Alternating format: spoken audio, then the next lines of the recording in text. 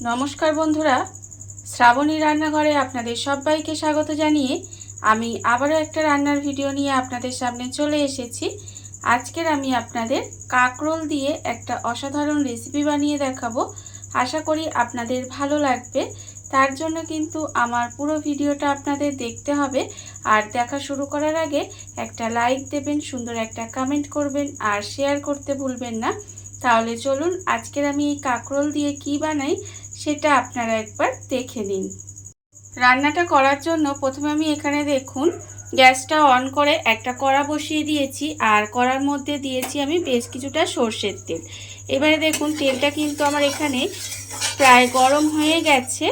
এইবারে আমি তেলের মধ্যে দিয়ে দেব, এখানে আমি রেখেছি দেখুন কাঁকরোলগুলো কিন্তু এইভাবে সরু সরু করে একটু কেটে ধুয়ে পরিষ্কার করে রেখে দিয়েছি।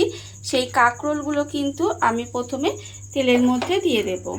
দেখুন কাঁকরোলগুলো কিন্তু প্রথমে এইভাবে তেলের মধ্যে দিয়ে দিতে হবে। কাঁকরোলগুলো আমি এখানে তেলের মধ্যে দিয়ে দিলাম। এইবারে আমি দেব এর মধ্যে আন্দাজ মতো একটু নুন দিলাম আর দেব এখানে অল্প সামান্য একটু হলুদের গুঁড়ো। এই নুন আর হলুদ গুঁড়োটা দিয়ে কাঁকরোলটা কিন্তু প্রথমে একটু ভেজে নিতে হবে। এইভাবে কাঁকরোলটা কিন্তু প্রথমে একটু খুব ভালোভাবে ভেজে নেব। আর আমি রান্নার শুরুতে প্রতিদিনের মতো আপনাদের একটা কথাই বলবো যে প্লিজ আমার ভিডিওটা আপনারা টেনে টেনে দেখবেন না, পুরো ভিডিওটা দেখুন, আশা করি আপনাদের ভালোই লাগবে। দেখুন আমি কিন্তু প্রথমে কাঁকরোলটা এইভাবে একটু ভেজে নেব। কাঁকরোলটা দেখুন আমার কিন্তু এখানে ভাজা হয়ে গেছে। কাঁকরোলটা কিন্তু আমি এখানে সুন্দর করে ভেজে নিয়েছি। এর থেকে কিন্তু আর বেশি লাল করে ভাজবো না। এইবারে আমি কাঁকরোলগুলোকে আলাদা করে তুলে রেখে দেব। কাঁকরোলটা কিন্তু আমাকে আলাদা করে তুলে রেখে দিতে হবে। কাঁকরোলটা আমি এখানে ভেজে আলাদা করে তুলে রেখেছি একটা প্লেটের মধ্যে। আর অন্যদিকে দেখুন আবারও কিন্তু গ্যাসটা অন করে কড়াটা বসিয়ে দিয়েছি আর কড়ার মধ্যে দিয়েছি আবারও কিন্তু কিছুটা সর্ষের তেল। তেলটা আমার এখানে যতক্ষণ গরম হচ্ছে আমি এখানে দেখুন বেশ কয়েকটা চিংড়ি রেখেছিলাম। আর চিংড়িটা আমার এখানে একটু বড় সাইজের ছিল, সেই জন্য কিন্তু চিংড়িটা আমি একটু ছোট ছোট করে টুকরো করে কেটে নিয়েছি। আর দেখুন এর মধ্যে দিয়ে দিয়েছি নুন আর হলুদ। এবার নুন হলুদটা খুব ভালোভাবে একটু মাখিয়ে নেব। আর যতক্ষণ আমি এখানে নুন হলুদটা মাখিয়ে নিচ্ছি ততক্ষণ দেখুন এখানে কিন্তু তেলটাও আমার গরম হয়ে গেছে। এইবারে আমি তেলের মধ্যে দিয়ে দেব যে চিংড়িটা আমি এখানে নুন হলুদ মাখিয়ে রেখেছিলাম, সেই চিংড়িটা আমি তেলের মধ্যে দিয়ে দিয়েছি। দিয়ে এবার চিংড়িটা কিন্তু খুব ভালোভাবে একটু ভেজে নেব। খুব ভালোভাবে ভেজে নেব মানে একদম লাল লাল করে ভাজবো না, একটু হালকা করে ভেজে নেব। আমরা সবাই জানি যে চিংড়ি কিন্তু একটু হালকা করে ভেজে নিতে হয়, না হলে চিংড়ি যদি খুব বেশি কড়া করে ভাজা হয় তাহলে কিন্তু চিংড়িটা শক্ত হয়ে যায়, তখন কিন্তু খেতে ভালো লাগে না। দেখুন এইভাবেই কিন্তু একটু হালকা করে চিংড়িটা ভেজে নেব। চিংড়িটা আবার এখানে দেখুন হালকা করে ভাজা হয়ে গেছে। এইবারে আমি চিংড়িটাকে তুলে আলাদা করে রেখে দেব। এইভাবে কিন্তু চিংড়িটাকে প্রথমে তুলে আলাদা করে রেখে দিতে হবে। চিংড়িটা আমি এখানে দেখুন ভেজে আলাদা করে তুলে রেখে দিয়েছি। এবারে আমি ওই চিংড়ি ভাজার তেলেই রান্নাটা করব। প্রথমে আমি তেলের মধ্যে দিয়ে দিলাম অল্প সামান্য একটু কালো জিরে ফোড়নে দিলাম। এইবারে আমি ওর মধ্যে দিয়ে দেব দেখুন পেঁয়াজ কুচি। এখানে একটা মাঝারি সাইজের পেঁয়াজ আমি এইভাবে ছোট ছোট করে কুচি করে রেখেছি, সেই পেঁয়াজটা আমি এর মধ্যে দিয়ে দিলাম। দিয়ে পেঁয়াজটাকে প্রথমে একটু হালকা করে ভেজে নেব। পেঁয়াজটা কিন্তু প্রথমে এইভাবে একটু হালকা করে ভেজে নিতে হবে। আর আপনারা তো কাঁকরোল দিয়ে অনেক রকম রান্না করেই খেয়েছেন, একবার এইভাবে কাঁকরোলটা রান্না করে দেখবেন, খেতে কিন্তু অসম্ভব সুন্দর হয়। দেখুন আমি কিন্তু এইভাবে পেঁয়াজটাকে প্রথমে একটু হালকা করে ভেজে নেব। পেঁয়াজটা আমার এখানে দেখুন হালকা করে ভাজা হয়ে গেছে। এইবারে আমি এর মধ্যে দিয়ে দেব 4 কোয়া রসুন। আমি এখানে একদম এইভাবে ছোট ছোট কুচি করে রেখেছি, সেই রসুনটা আমি এখানে দিয়ে দিলাম। দিয়ে আবারও কিন্তু তেলের মধ্যে এইভাবে একটু নেড়ে নেব যাতে রসুনের যে কাঁচা গন্ধ থাকে সেটা চলে যায়। রসুনটাও তেলের মধ্যে দিয়ে আমি এইভাবে একটু নেড়ে নিয়েছি। এর ফলে দেখুন রসুনের যে কাঁচা গন্ধটা সেটা চলে গেছে। এইবারে আমি এর মধ্যে দিয়ে দেব একটা ছোট সাইজের টমেটো, এইভাবে একটু কুচি করে রেখেছিলাম সেই টমেটোটাও কিন্তু আমি এখানে দিয়ে দিলাম। দিয়ে খুব ভালোভাবে এইভাবে একটু রান্না করে নেব।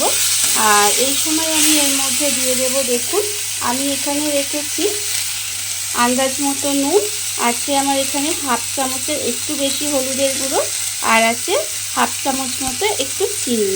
সেই সমস্ত কিছু এখানে দিয়ে দিলাম। দিয়ে এবারে অল্প সামান্য একটু জল দেব।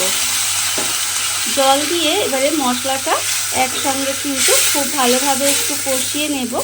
এইভাবে কিন্তু মশলাটা একটু কষিয়ে নিতে হবে।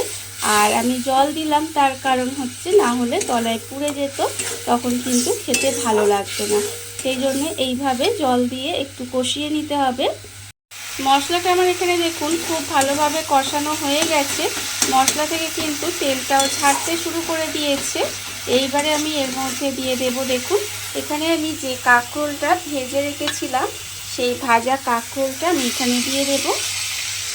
আর আমি এখানে দেব যে চিংড়িটা ভেজে রেখেছিলাম সেই চিংড়িটাও কিন্তু এখানে দিয়ে দিলাম। দিয়ে এবার সমস্ত কিছু খুব ভালোভাবে মিশিয়ে মশলার সঙ্গে একটু ভালোভাবে কষিয়ে নিয়ে, দেখুন এইভাবে কিন্তু একটু মশলার সঙ্গে কষিয়ে নিতে হবে। আর এটা কিন্তু একটু সময় করে নিতে হবে। এইভাবে একটু সময়, প্রায় 5 থেকে 7 মিনিট মতো এই সময় ধরে এটা কিন্তু খুব ভালোভাবে মশলার সঙ্গে একটু কষিয়ে নেব। সমস্ত কিছু দেখুন এখানে কিন্তু খুব ভালোভাবে কষানো হয়ে গেছে। এটা আমি খুব ভালোভাবে একটু কষিয়ে নিয়েছি। এইবারে আমি এর মধ্যে দিয়ে দেব জল। এখানে কিন্তু খুব বেশি পরিমাণের আমি জল দেব না, দেখুন 1 বাটি পরিমাণের জল দিয়ে দিলাম। দিয়ে এটা খুব ভালোভাবে মিশিয়ে দেব। মিশিয়ে গ্যাসটা লোতে দিয়ে এইভাবে একটু ঢাকা দিয়ে রান্না হতে দিতে হবে। যেহেতু আমার এখানে কাঁকরোল ভাজা আছে, সেই জন্য কিন্তু বেশি জল দেওয়ার দরকার নেই। কাঁকরোল কিন্তু এমনিতেই সেদ্ধ হয়ে গেছে ভেজে।